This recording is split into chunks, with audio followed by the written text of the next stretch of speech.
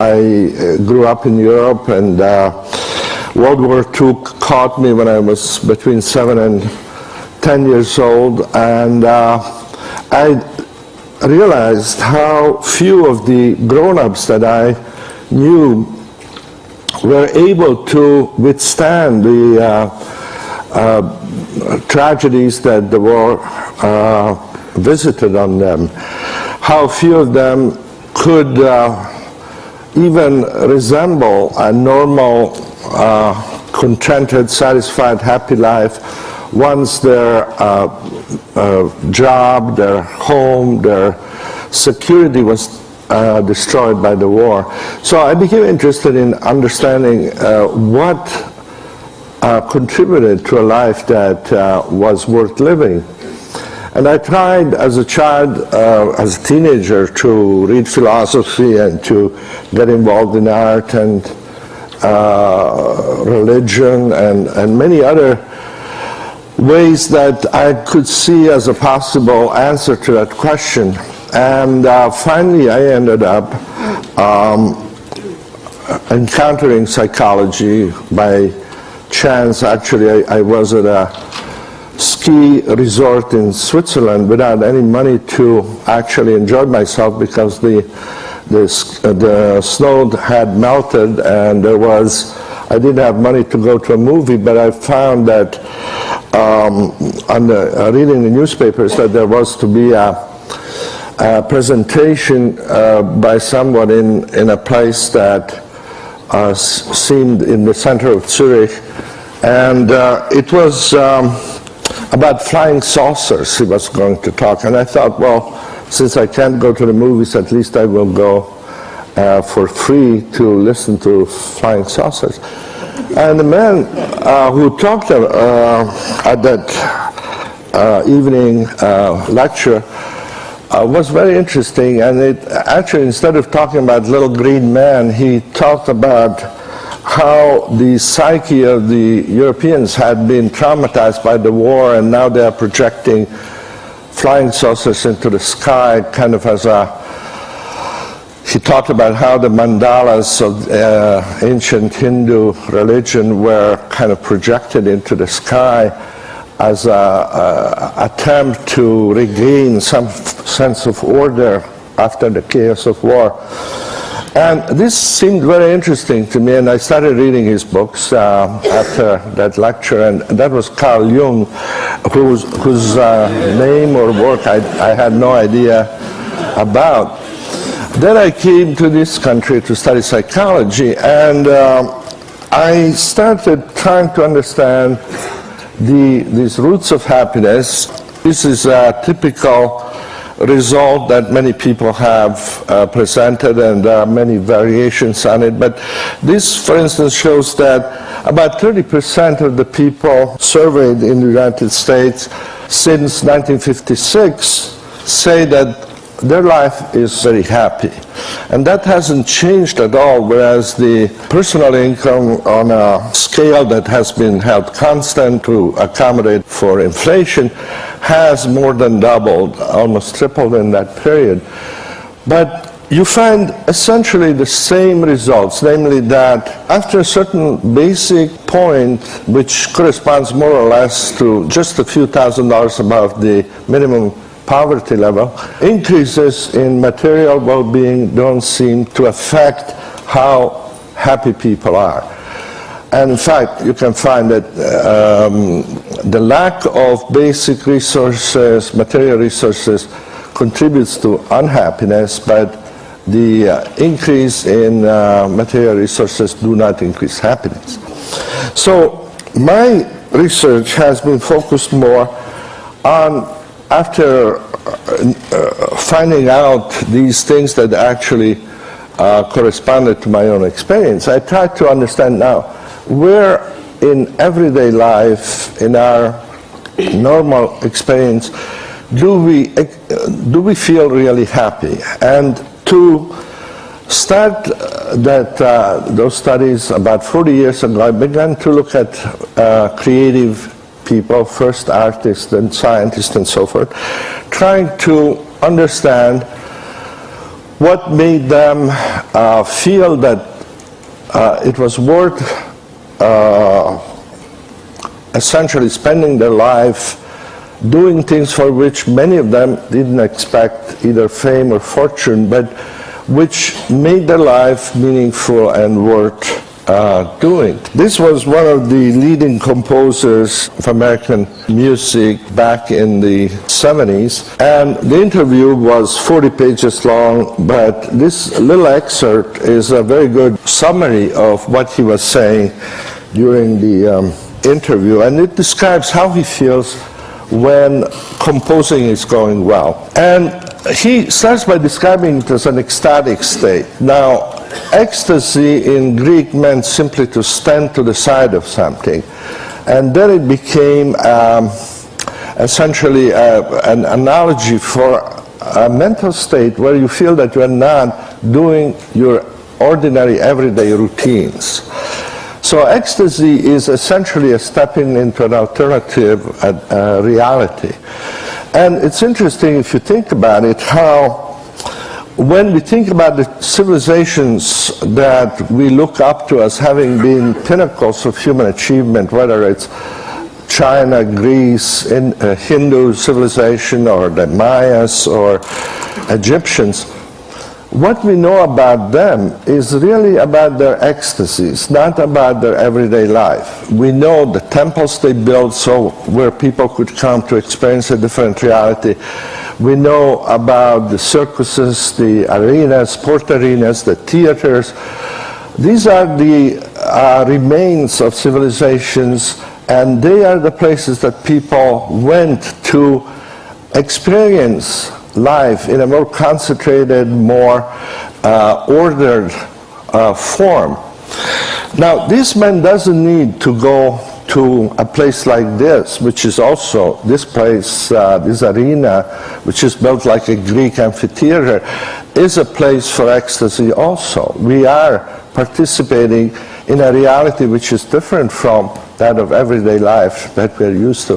But this man doesn't need to go to there. He needs just a piece of paper where he can put down little marks, and as he does that, he can imagine sounds that had not existed before in that particular combination. So once he gets to that point of beginning to create, like Jennifer did in her improvisation, a new reality, that is a moment of ecstasy. He enters that different reality. Now, he says also that this is so intense an experience that it feels almost as if he didn't exist. And that sounds like a kind of a romantic exaggeration, but actually our nervous system is incapable of processing more than about 110 bits of information per second. And in order to hear me and understand what I'm saying, you need to process about 60 bits per second. That's why you can't hear more than two people. You can't understand more than two people talking to you. Well, when you are really involved in this completely engaging process of creating something new, as this man does, he doesn't have enough attention left over to monitor how his body feels or his problems at home. He can't feel even that he's hungry or tired. His body disappears, his identity disappears from his consciousness, because he doesn't have enough attention, like none of us do, to really do well something that requires a lot of concentration and at the same time to feel that he exists. So existence temporarily suspended. And he says that his hand seems to be moving by itself. Now, I could look at my hand for 2 weeks and I wouldn't feel any awe or wonder because I can't compose. But so what he's not telling you here, but in other parts of the interview, is that obviously this automatic, spontaneous process that he's describing can only happen to someone who is very well trained and who has developed technique. And it has become a kind of a truism in the study of creativity that you can't be creating anything with less than 10 years of technical knowledge, immersion in a particular field. Whether it's mathematics or music, it takes that long to be able to begin to change something in a way that it's better than what was there before. Now, when that happens, he says, the music just flows out. And because all of these people I started interviewing, this was an interview which is over 30 years old, so many of the people describe this as a spontaneous flow that I call this type of experience the flow experience. And it happens in different realms. For instance, a poet describes it in this form. This is by a student of mine who interviewed some of the leading writers and poets in the United States, and it describes the same effortless, spontaneous feeling that you get when you enter into this ecstatic state. This poet describes it as opening a door that floats up in the sky. Very similar description to what Albert Einstein gave as to how he imagined the forces of relativity when he was struggling with trying to understand how it worked. But it happens in other activities. For instance, this is another student of mine, Susan Jackson from Australia, who did work with some of the leading athletes in the world. And you see here in this description of an Olympic skater the same essential description of the phenomenology of the inner state of the person. You don't think, it goes automatically. You merge yourself with the music and so forth.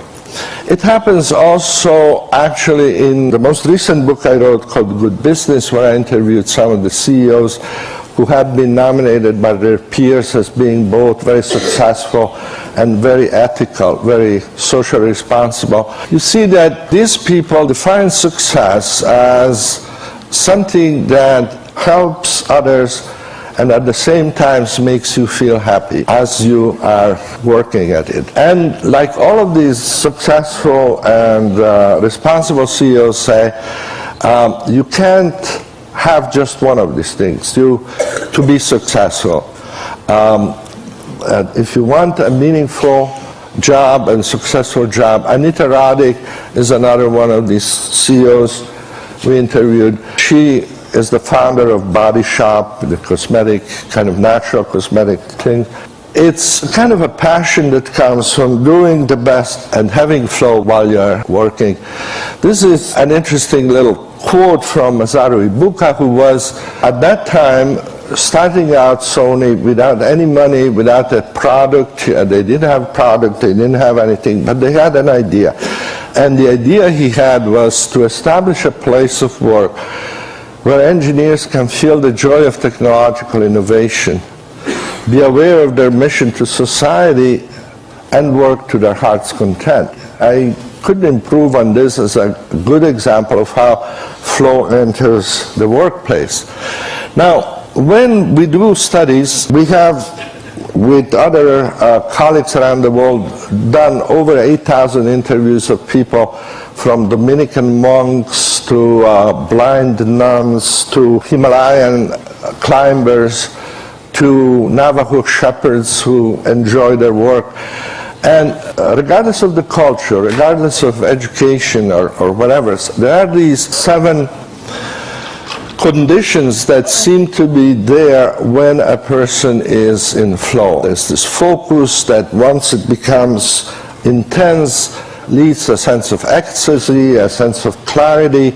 You know exactly what you want to do from one moment to the other. You get immediate feedback. You know that what you need to do is possible to do even though difficult. And sense of time disappears. You forget yourself. You feel part of something larger. And once those conditions are present, what you're doing becomes worth doing for its own sake. In our studies, we represent the everyday life of people in this simple scheme, and we can measure this very precisely, actually, because we give people electronic pagers that go off 10 times a day, and whenever they go off, you say what you're doing, how you feel, where you are, what you're thinking about. And two things that we measure is the amount of challenge people experience at that moment and the amount of skills that they feel they have at that moment. So for each person, we can establish a average, which is the center of the diagram. That would be your mean level of challenge and skill, which will be different from that of anybody else. But you have a kind of a set point there, which would be in the middle. If we know what that set point is, we can predict fairly accurately when you will be in flow, and it will be when your challenges are higher than average and skills are higher than average. And you may be doing things very differently from other people, but for everyone, that flow channel, that area there, will be when you are doing what you really like to do.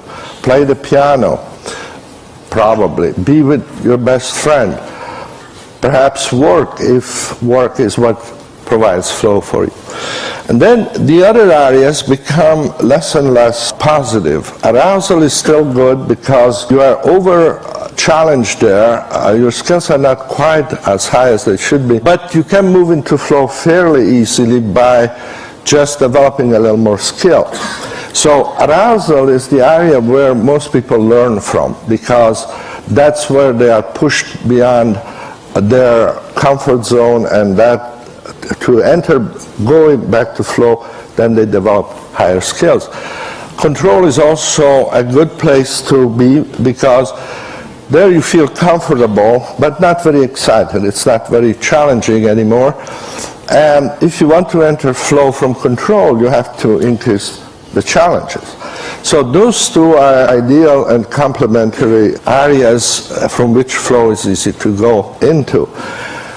The other combinations of challenge and skill become progressively less optimal. Relaxation is fine, you still feel okay.